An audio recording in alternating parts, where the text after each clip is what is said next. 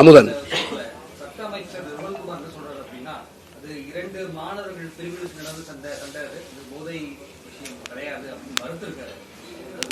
அப்படின்னா என்ன சொல்ல வர்றாங்க? தமிழ்நாட்டுல எல்லாத்தையும் தான் அவர் போதை பொருளே இல்லைன்ற மாதிரி அப்படின்னா அந்த மாணவர் இறந்தது வந்துட்டு 2 கேங் கூட சண்டை அப்படிங்கிறாரு.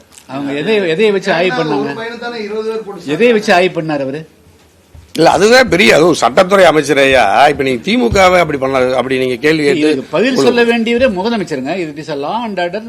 ஒரு மரணம் ஒரு கல்லூரிக்குள் நடந்திருக்குது. ஒரு மிகப்பெரிய 20 பேர் கொண்ட கும்பல் போய் தாக்கி ஒரு பண்ணிக்கிறாங்க. 2 பேர் சமமா.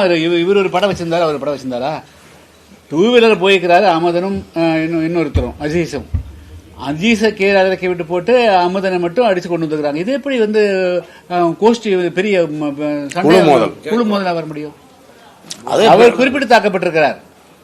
அதை இதுக்கு சரியான பதில் சொல்ல வேண்டிய இடத்தில் இருக்கக்கூடியவர் தமிழ்நாடு போலீஸ் துறைக்கு பொறுப்பேற்றிருக்கக்கூடிய தமிழ்நாடு முதலமைச்சர் விஜய் அவர்கள் தான் சொல்லணும். தவிர பள்ளிக்கல்வித்துறை அமைச்சர், அப்புறம் மீன்வளத்துறை அமைச்சர், அப்புறம் சுற்றுலாத்துறை அமைச்சர், இதெல்லாம் அப்ப அந்த தன்மையை அந்த சீரியஸ் அதனுடைய முக்கியத்துவத்தை மனுங்கடிக்கிற வேலை தான். கடந்த கால ஆட்சியில் இருந்த போதைப் பொருள் அதை விட 12 கூடி இருக்கு. ஆகவே நீங்க அமுதன் இதுல கூட நீங்க குழு மோதல் அப்படின்னா இப்ப அமுதனோட குழு யாரு? அமுதனோட குழு தாக்குதனால இன்னொரு குழுவில் பாதிக்கப்பட்டது யாரு? பதில் இல்ல. என்ன காரணத்துக்காக அந்த படுகொலை நடந்துச்சு இதுவரைக்கும் நிர்வாகம் சொல்லல, காவல்துறையும் சொல்லல. தகவல் ஏன்னா இது மாதிரி அங்க கஞ்சா விநியோகம் நடந்துட்டு இருக்கு அப்படின்றத இவனுக்கு தெரிஞ்சு இதை கல்லூரி நிர்வாகம் கூட்டு இவனை விசாரிச்சு இவன் கல்லூரி நிர்வாகத்துக்கு ஸ்டேட்மெண்ட் கொடுத்திருக்கான். காவல்துறைக்கு அந்த தகவல் சொல்லப்பட்டிருக்கு. காவல்துறையும் கூட்டு விசாரிச்சிருக்கு.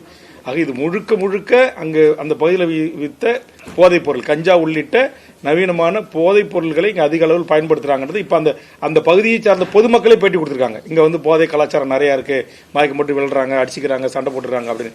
இப்ப நீங்க தொலைக்காட்சி சமூக வலைதளங்களை பார்த்தாலே எங்க மற்ற ரோட்ல பஸ்ஸுக்கு ஏற்ற மாதிரி படுத்துக்கிறான், காவல்துறை அதிகாரியை அடிக்கிறான், பொதுமக்களை வெட்டுறான், துரத்தி வெட்டுறான். உங்களுக்கு தெரியும் இப்ப இங்க கல்லூரி மாணவர்களே உங்களுக்கு நம்ம சென்ட்ரல் ரயில் நிலையத்தில் ஒருத்தவங்க துரத்தி போய் வெட்டுறாங்க.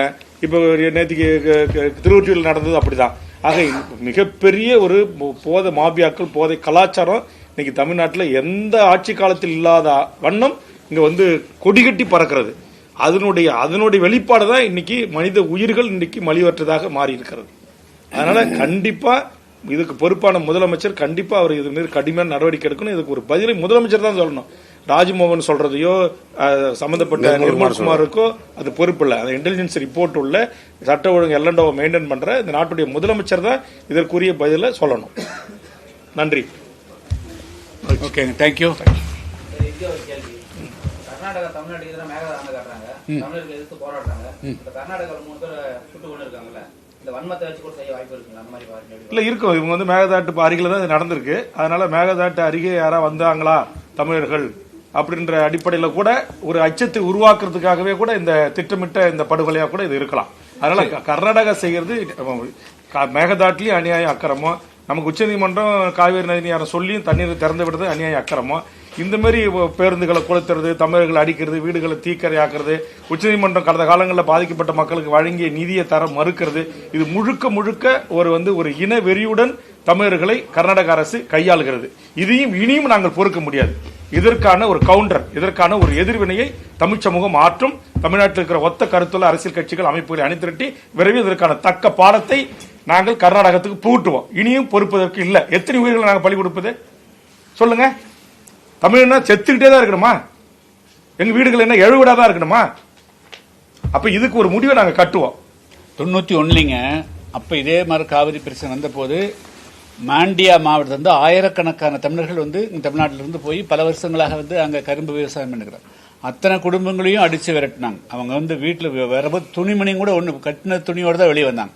ஸோ எல்லா காலகட்டங்களிலும் இந்த காவிரி பிரச்சனையை வச்சு தமிழர்களுக்கு எதிரான சிந்தனை கர்நாடகத்தில் அப்படியே நீர்பூத்த எப்பப்பெல்லாம் தேவைப்படுதோ அவங்க தமிழர்களை குறி வச்சு தாக்குறாங்க. ஆனால் சிறு சிறு சந்தர்ப்பம் கிடைத்தாலும் கூட அது இது காவிரி மனசுல வச்சு ஆன்டி தமிழ் மக்கள் தமிழக மக்களுக்கு எதிராக நடக்கக்கூடிய செயல்கள் தான். அதனால இந்த பிரச்சனையிலையும் அந்த காவிரி அவர்களை மனசில் வச்சு செயல்படுன்னு சொல்ல முடியாது.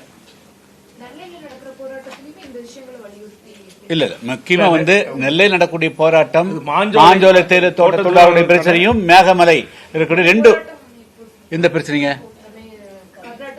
கர்நாடகத்திற்கு வந்துமா இது வந்து ஒரு இன்ட்ரெஸ்டேட் பிரச்சனை முடிவு ஏற்கனவே நாங்க திடீர் தான் நாங்க வந்து தமிழர் வாழ்வுரிமை கூட்டமைப்பு உங்களுக்கு தெரியும் பெரிய பேருந்துகளை பிடிச்சி கன்னட அமைப்புகள் அலுவலகங்கள்ல முற்றுகிட்டோம். அந்த மாதிரி இது அரசுக்கு ஒரு சவுக்கடி கொடுக்கறதுக்கு நாங்க தலைவர்கள் பேசி திடீர்னு அந்தந்த கட்சி தொண்டர்கள் அந்தந்த எல்லைகள்ல இதற்கான எதிர்வினையை ஆற்றுவோம். இதுல சரியான நடவடிக்கை எடுக்கணும். அங்க போராட்ட குழு விவசாயிகள் பாதிக்கப்பட்ட குடும்பங்கள் சொல்லியிருக்காங்க. அவங்க கோரிக்கைகள் ஏற்கப்பட்டு அந்த குடும்பத்துக்கு நீதி வழங்கப்பட்டு அந்த குடும்பத்தில் ஒருவருக்கு கர்நாடக அரசு வேலை கொடுத்து அந்த பாதிப்புக்கான 2 கோடி ரூபாயை வழங்கி திரிநாட்டு கொலை வழக்குல அந்த ஃபாரஸ்டை கைது செய்யணும். அப்படி இல்லை என்றால் பல வீரப்பன்கள் உருவாவாங்க. இது காலத்தின் கட்டாயம். இனிமேல் பொறுக்க முடியாது. ஓகே, தேங்க்யூ, நன்றி.